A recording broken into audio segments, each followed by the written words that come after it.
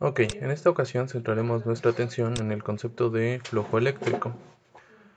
En realidad no es estrictamente indispensable comprender el concepto de distribución continua de carga para comprender el concepto de flujo eléctrico, pero estos dos conceptos sí están íntimamente relacionados para la deducción de la ley de Gauss, ¿no? A grosso modo, en las distribuciones continuas de carga vamos a estudiar, vamos a evaluar los campos eléctricos que generan una distribución continua de cargas. Cuando comenzamos nuestro estudio de la electrostática con la ley de Coulomb, esta ley de Coulomb nos sirvió como base para introducir el concepto de campo eléctrico, ¿no? Y comenzamos estudiando los campos eléctricos debidos a o generados por cargas puntuales, ¿no? Entonces comenzamos con el caso más básico, donde tenías una sola carga puntual, por ejemplo, digamos una carga positiva, y estudiábamos el campo eléctrico que genera esta carga puntual, ¿no? Aquí representado por estas flechitas azules. Y luego, pues estudiábamos, bueno, diferentes configuraciones de carga, pero esencialmente eran configuraciones que involucraban una cantidad pequeña de cargas discretas, ¿no? Es decir, por aquí teníamos una carga puntual Q1 y por acá teníamos una carga puntual Q2 y así, ¿no? Una cierta cantidad pequeña de cargas, ¿no? Y por acá digamos que tenías otra carga Q3, ¿no? Otra carga puntual Q3 y luego analizábamos básicamente, bueno, ¿qué sucede en un punto P por aquí en el espacio? ¿Cuál es el campo eléctrico neto resultante? ¿No? Y entonces esta carga Q1 sobre este punto P, pues ya sabemos que va a generar un cierto campo eléctrico, digamos un vector campo eléctrico 1, lo mismo con Q3, ¿no? Aquí va a generar un campo eléctrico, un vector campo eléctrico 3, y algo similar con Q2, ¿no? Aquí un campo eléctrico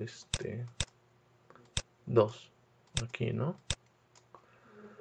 Y luego, pues esencialmente hacíamos uso del principio de superposición, de forma que el campo eléctrico neto en este punto P,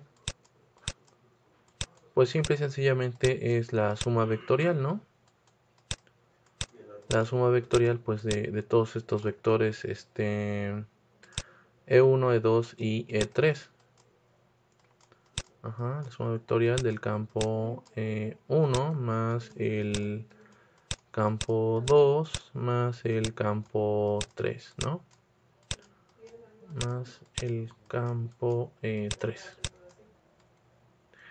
Y lo que sucede en el estudio de las distribuciones continuas de carga es que te dice lo siguiente.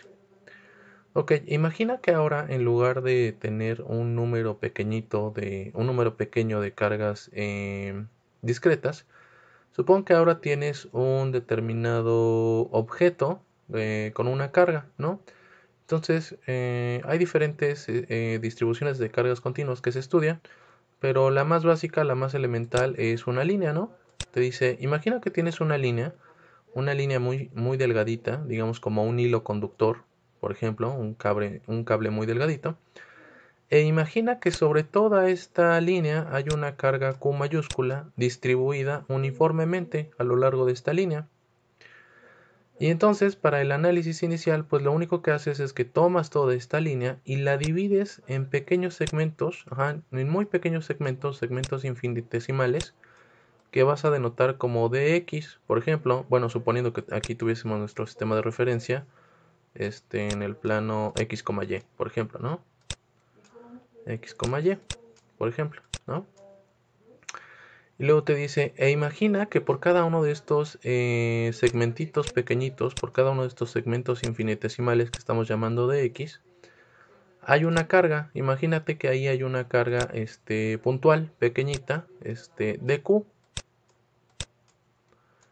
Y luego básicamente evalúa qué es lo que pasa acá sobre un punto P, por ejemplo, ¿no? Imagina que aquí tienes tu punto P. Y ve checando cuál es la contribución de cada una de estas cargas puntuales pequeñitas, bueno, imaginariamente, conceptualmente, y cómo es que generan acá una cierta contribución a este campo eléctrico, ¿no? Por ejemplo, denotemos esta dq como una dq iésima en general. Entonces esta carga iésima pues va a generar un cierto campo eléctrico iésimo sobre este punto P. Pues básicamente es lo que te dice, ¿no? Imagina un cierto objeto con una carga total distribuida uniformemente y para el análisis, pues divídelo en pequeños elementos de carga, ¿no? Como este, ¿no? Elemento de carga. Elemento de carga. Y esta es la idea básica del análisis, ¿no? Y de hecho, el campo eléctrico resultante en este punto P, pues de hecho también se puede calcular mediante el principio de superposición.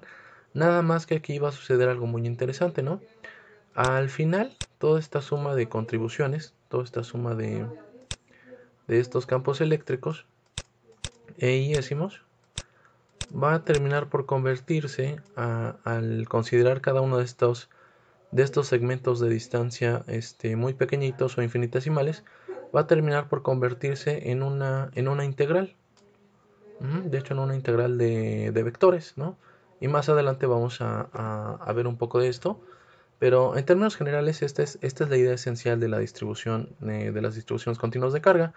Además del caso de la línea, podemos considerar, por ejemplo, podemos imaginar qué pasa si en lugar de una línea tienes un determinado plano, como una especie de hoja o lámina, y sobre toda esta hoja o lámina tienes una carga Q, una carga Q mayúscula, distribuida uniformemente, ¿no? ¿Y qué pasa si consideras un punto en el espacio? Por acá digamos un punto P. ¿Cómo es que toda esta distribución de carga termina afectando a este punto P? ¿O cómo termina, sí, cómo se terminan generando ciertos campos aquí? Ciertos vectores de campo eléctrico. E1, E2, E2, E3 y así, enésimo, ¿no? Considerando cada uno de estos cuadritos como un cierto elemento de carga, delta Q, o bueno, delta Q iésimo, o sea, como cargas muy pequeñitas o como cargas infinitesimales, cargas infinitesimales. ¿Y cómo es que cada una de estas cargas pequeñitas, cómo es que cada una de estas cargas infinitesimales van generando un cierto campo eléctrico en este punto P y al final pues determinar cuál es el campo eléctrico neto, ¿no? O el campo eléctrico resultante en ese punto P. Esta es la idea básica. O en lugar de una lámina, pues podemos considerar un determinado objeto como una esfera, pongamos una esfera, y que en esta esfera, en toda esta esfera hay una carga Q mayúscula distribuida uniformemente. Y la base del análisis pues es esencialmente el mismo, ¿no? Divides toda esta esfera en pequeños cubitos, en muy pequeños cubitos, y consideras que cada uno de estos pequeños cubitos pues tiene una carga pequeñita, una carga muy pequeñita, una carga infinitesimal, Q iésima. Y esta es en esencia, esta es la esencia del análisis de las distribuciones continuas de carga, ¿no? Por el momento no vamos a ahondar en ello, ya que no es estrictamente necesario comprenderlo para comprender el concepto de flujo eléctrico, pero sí es necesario comprender los detalles del comportamiento o de los campos eléctricos generados por las distribuciones continuas de carga y el concepto de flujo eléctrico para que trabajen en conjunto y llegar a la deducción de la ley de Gauss. Por el momento tampoco vamos a abordar la ley de Gauss, pero sí nos vamos a concentrar en el concepto de flujo eléctrico que vamos a estudiar en la siguiente sección.